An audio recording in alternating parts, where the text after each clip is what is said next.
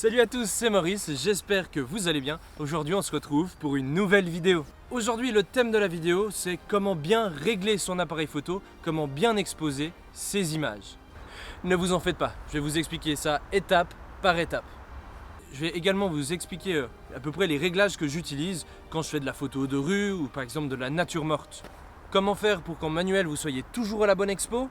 Avant toute chose, il faut savoir que les appareils photo récents ont tous un pose-mètre.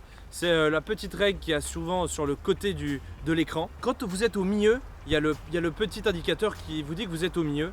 Eh bien, ça veut dire que vous êtes bien exposé. Si vous êtes dans les plus, ça veut dire que l'image est surexposée et que l'image va être assez blanche, un peu trop lumineuse. Et si vous êtes dans les moins, eh bien l'image est sous-exposée, donc ça va être une image assez sombre. C'est un peu le b.a.-ba à savoir quand on expose une photo. Je vais vous expliquer dans cette vidéo comment faire vos réglages en mode manuel pour avoir toujours la bonne exposition par rapport à la photo que vous voulez faire. On va se téléporter d'abord le premier réglage à connaître en mode manuel, les ISO.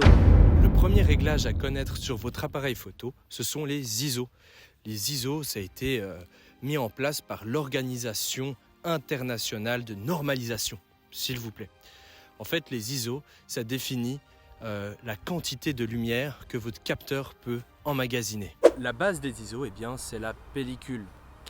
Comme vous pouvez le voir ici, j'ai une pellicule de Rolito 400S et les ISO, c'est 400. 400, c'est un ISO qui absorbe la lumière, parfait pour une journée à peu près ensoleillée ou un peu nuageuse comme aujourd'hui. Les ISO sur un appareil photo moderne, c'est la capacité qu'a votre appareil photo à capturer de la lumière.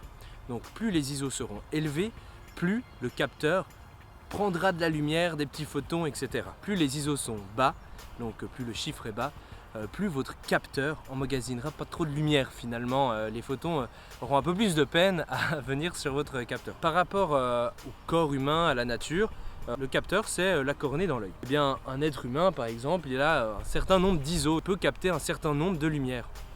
Donc évidemment nous les êtres humains dans la pénombre, on a un peu de peine à voir, dans la nuit c'est un peu compliqué. Tandis qu'un chat, lui, eh ben, il peut emmagasiner plus de lumière. Donc ça veut dire que ses ISO sont beaucoup plus élevés. C'est vraiment cette question de sensibilité, à quel point le capteur peut capturer de la lumière. Monter dans les ISO peut s'avérer super pratique, mais, il y a bien un mais, on risque d'avoir du grain.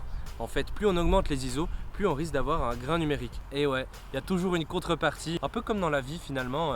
D'ailleurs, c'est même le cas sur les pellicules. Il y a la Ilford 3200, et bien ça va être une pellicule hyper granuleuse.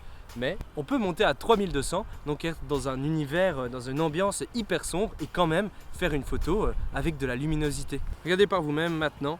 Ici, il y a une photo à 100 ISO, 200 ISO, 400 ISO, 800 ISO, 1600 ISO, 3200 ISO, 6400 ISO, 12800 ISO. Là, on peut voir par rapport à toutes ces images que je viens de vous montrer que les images deviennent de plus en plus granuleuses. Ce qui est important à savoir avec les ISO, si vos ISO sont hyper bas, par exemple 160, 200, eh bien vous aurez une meilleure plage dynamique. Ça veut dire que l'appareil photo sera plus capable de capter les hautes lumières et les basses lumières. Par exemple, avoir une image comme ici derrière moi avec un ciel et hyper lumineux et un fond un peu plus sombre. Là, ce sera plus facile de le rattraper en post-production lors du développement, par exemple sur Lightroom. Personnellement, moi, je scie entre 400 et 800 ISO quand je fais de la photo de rue en journée et je monte jusqu'à 3200 maximum pour pas avoir trop de pertes, de qualité et de grain. Le deuxième réglage à prendre en compte, c'est la vitesse.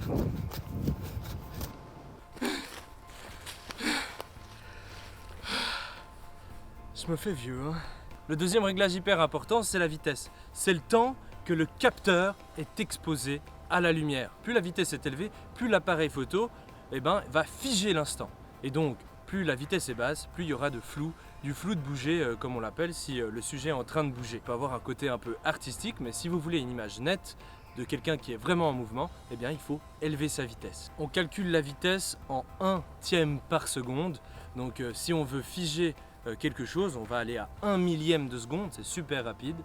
Et si on veut exposer plus longtemps, on veut un peu de flou, ou on est sur une nature morte par exemple, eh bien on va exposer à 1/30. Donc la vitesse sera beaucoup plus lente, le capteur ou la pellicule aura le temps d'avoir de la lumière. On peut voir que ce petit appareil photo argentique a plusieurs vitesses. Donc ici, il a 1 millième de seconde, c'est le plus rapide, et ça va jusqu'à 1 seconde. Le B, en fait, c'est bulbe, ça veut dire tant qu'on appuie, on est exposé. Si je cours devant la caméra et l'obturateur est à 1 millième, eh bien je serai tout net. Et si je cours devant la caméra avec une vitesse de 1 trentième, eh bien évidemment je serai flou. Mais par exemple, je ne sais pas, si je fais de la nature morte, eh bien je peux être à 1 seconde d'exposition. Et moi j'ai aucun problème parce que rien ne bouge. Évidemment, la petite astuce c'est d'être sur trépied. Parce que sans trépied, on risquerait de bouger et d'avoir justement la photo qui est floue et ce serait dommage de gâcher une photo. Personnellement, quand je fais de la photo de rue, je descends maximum à 1/125e de vitesse. Pourquoi ? Eh bien parce que j'aime bien figer l'instant. Si je fais une photo de quelqu'un par exemple quelque part, je veux qu'il soit net et pas qu'il bouge. Et donc je vais figer l'instant. Après, on peut faire des pauses longues. Pauses longues, c'est pour moi au-delà de 1 seconde. Par exemple pour l'astronomie, c'est hyper intéressant. Vu que le ciel est très sombre, plus on va exposer longtemps, plus de la lumière va venir sur le capteur. Et donc on va pouvoir faire de magnifiques photos de nuit. Et toujours avec cette méthode, il faut un trépied. Donc voilà, la vitesse c'est quand même un élément important à prendre en compte sur le sujet qu'on veut photographier. En parlant de vitesse, ici derrière moi, eh bien, il y a un lac, un étang, je ne sais pas comment vous pouvez l'appeler. Et en fait, en effectuant une pause longue, eh bien, on peut lisser l'eau. Évidemment, lorsqu'on fait cette technique, il faut avoir un appareil photo et un trépied, c'est primordial. Parce que, en fait, on veut, comme vous pouvez le voir sur l'image, que tout soit net. Donc les bords du lac, etc. Et juste l'eau qui devient complètement lisse. Et pour avoir ce rendu, eh bien, il faut être sur trépied ou poser son appareil sur un caillou si vous n'avez pas de trépied évidemment. En tout cas, voilà un bon exemple pour vous montrer qu'on n'est pas obligé toujours d'avoir une vitesse hyper élevée pour figer l'instant. Ici, je trouve que ça fonctionne super bien. Ce qui est bien d'avoir dans son sac photo, c'est un filtre ND. C'est comme une sorte de lunette de soleil. Ça permet d'avoir encore moins de lumière qui passe à travers l'appareil photo et donc de pouvoir faire une pause encore plus longue. Là j'étais à 1 seconde, mais il y a quand même cet effet de lisse. Moi je trouve qu'il y a un rendu un peu féerique. Bon, je le fais pas tout le temps, c'est surtout pour vous montrer. C'est pas trop mon style. Hein. En parlant de vitesse, ce qui peut être aussi également intéressant à faire comme style de photo, ce sont les filets. En fait on va avoir une vitesse assez basse. 1 trentième, 1 quinzième de seconde et avec le boîtier on va suivre le sujet qui est en train de se déplacer. Par exemple ici je suis à côté d'une route donc on va essayer d'en faire avec les voitures et ça va permettre en fait si on suit la voiture à la même vitesse, quand on va déclencher la voiture sera nette mais tout ce qui entoure en fait la voiture va être flou. Il faut avoir l'appareil photo assez bien dans les mains.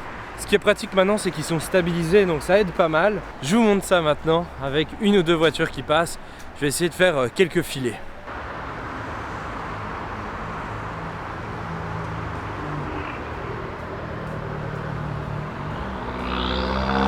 Pour les réglages que vous venez de voir, eh bien, je suis à 640 ISO, f5.6 et à une vitesse de 1 quinzième de seconde. Vous pouvez voir, ça marche bien, hein. C'est assez chouette comme effet. En tout cas, n'oubliez pas de vous abonner à cette petite chaîne YouTube, ça fait toujours plaisir. On est déjà à plus de 150, c'est énorme pour moi. Le troisième et dernier réglage à connaître sur votre appareil, eh bien, c'est l'ouverture. L'ouverture, eh bien, c'est le diaphragme sur votre optique. En fait, le diaphragme, c'est la pupille de votre objectif. Il s'ouvre et il se ferme, tout simplement. Et il agit à peu près de la même manière. Plus c'est sombre, plus il faudrait ouvrir l'objectif, comme un œil, et plus il y a de lumière, et bien plus il faut fermer le diaphragme. En fait, à f2, le diaphragme est grand ouvert, et c'est comme nous, dans la nuit, on va devoir ouvrir vraiment grand les pupilles pour mieux voir dans la nuit. Et bien c'est la même chose avec le diaphragme. Donc quand on ouvre à f2 par exemple, on va ouvrir à pleine ouverture, et on va pouvoir capturer le plus de lumière dans l'objectif. Et donc, à f16, quand le diaphragme est complètement fermé, il y a vraiment un tout petit trou qui laisse passer la lumière, mais on va laisser passer justement moins de lumière à travers l'objectif et donc sur le capteur. C'est bien de savoir ça, mais en quoi l'ouverture impacte notre image. Plus vous ouvrez votre objectif, plus vous aurez un flou d'arrière-plan par rapport à votre sujet. Vous aurez ce qu'on appelle un peu dans le game un bokeh. Quand on ouvre à fond l'objectif, il faut être super vigilant à la mise au point, parce que la distance de netteté sera vraiment super courte. comme la distance est super courte, eh bien, quand vous faites un portrait à pleine ouverture, donc à f2 par exemple, il va falloir faire le focus sur l'œil. Si je fais photo de quelque chose, par exemple d'ici, de la souche d'arbre, à f2, je vais faire le focus sur la souche d'arbre et tout derrière sera flou. Pour que le reste soit net, eh bien, il va falloir que je ferme l'objectif, donc que je fasse qu'il y ait un nombre un peu plus élevé sur mon objectif. Salut, c'est Maurice du Roll Montage. Je me rends compte que c'est pas trop clair ce que j'explique ici en vidéo. Là, je veux vous parler de la profondeur de champ. Plus le diaphragme est fermé, plus la zone de mise au point est élevée. Il y a une grande profondeur de champ.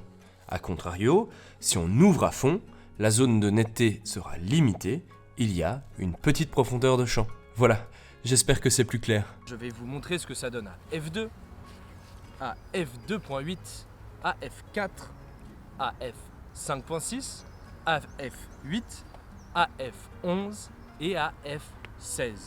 Personnellement, quand je fais de la photo de rue, j'aime bien avoir comme ouverture 5.6. 5.6 en plus, ça utilise pleinement l'objectif, on a un bon piqué. Le constructeur annonce souvent à quelle ouverture l'objectif est de la meilleure qualité et vous permettra de faire de super bonnes photos. Après, certains street photographeurs utilisent le Sunny 16.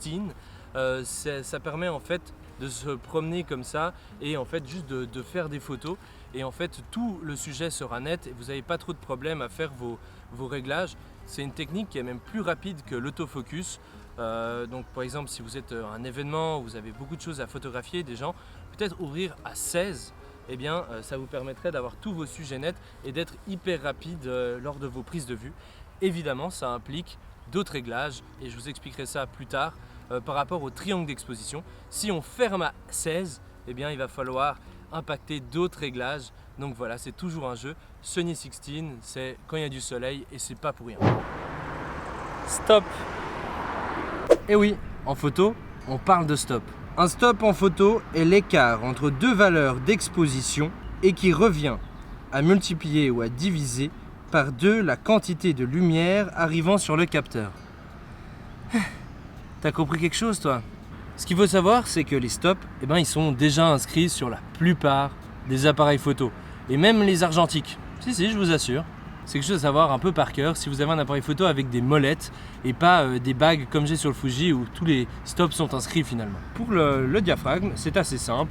C'est 1.4, 2, 2.8, 4, 5.6, 8, 11, 16, 22 et 32. Entre chacun de ces numéros, il y a un stop de lumière en plus ou en moins. Ça va impacter l'indice d'exposition. Si on augmente d'un stop, eh bien, on voit la petite flèche qui va augmenter d'un stop. Pour être parfaitement exposé, il faut toujours viser le 0. Pour la vitesse, c'est assez simple. C'est un peu du x2. 1, 2, 4, 8, 15, 30, 60, 125, 250, 500, 1000, 2000, 4000, 8000... Pour les ISO, il y a un stop entre 100, 200, 400, 800, 1600, 3200, 6400, 12800, ainsi de suite et ainsi de suite, à chaque fois x2. Ça aussi, c'est assez facile à retenir. Il existe aussi des 1/10 de stop, des demi-stops, des 1/3 de stop. Le but toujours des stops, et des demi-stops, des tiers de stop, des quarts de stop, en fait, ça permet vraiment de régler le curseur de l'indicateur d'exposition soit toujours sur le 0.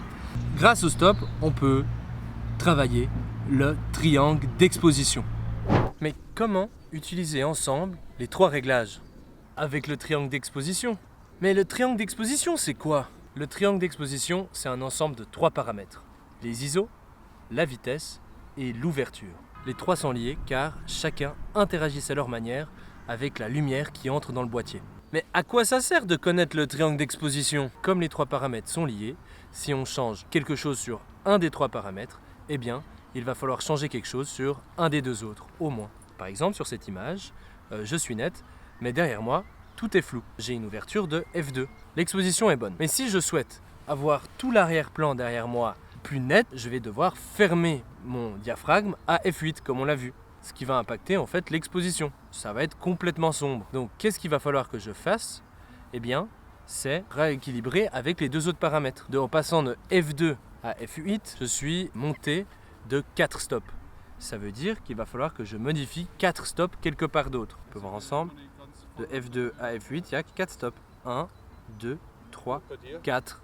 Soit je peux par exemple monter les ISO, donc si j'étais à 200 ISO, eh bien il va falloir que je passe à 400, 800, 1600, 3200 ISO. Je serais monté de 4 stops de cette manière. Mais je pourrais aussi par exemple descendre ma vitesse. Si je suis à 1/250e, je peux aller de 125, 60, 30, 15. Si je descends ma vitesse, je risque d'avoir un problème, c'est qu'il risque d'y avoir du flou de bouger. Donc ça, c'est un peu embêtant. Par contre, si j'augmente les ISO, eh bien comme on l'a vu avant, je risque d'avoir beaucoup de grains. Mais comment je pourrais faire pour avoir une photo avec un arrière-plan plus net, avec pas de grains et sans flou de bouger? Donc ce que je peux faire, c'est impacter les deux autres paramètres. Il suffit de descendre de 2 stops ma vitesse et d'augmenter de 2 stops mes ISO. En fait, le triangle d'exposition, ça marche comme une balance. Si je modifie un paramètre quelque part, eh bien je dois le rééquilibrer quelque part. Voilà, je fais de la balance. Perfectly balanced. Et voilà, on se retrouve chez moi pour la fin de la vidéo. C'était la première vidéo du genre où j'essaye d'expliquer des choses assez techniques en photo. J'espère qu'elle vous a plu. Dites-moi en commentaire ce que je peux améliorer et quel autre sujet je pourrais traiter. N'oubliez pas de vous abonner à cette chaîne YouTube, de mettre un pouce bleu et d'activer la cloche. C'est super important, ça permet vraiment de me soutenir. En tout cas, merci de m'avoir regardé. C'était Maurice. Je vous dis à la semaine prochaine. Ciao, ciao!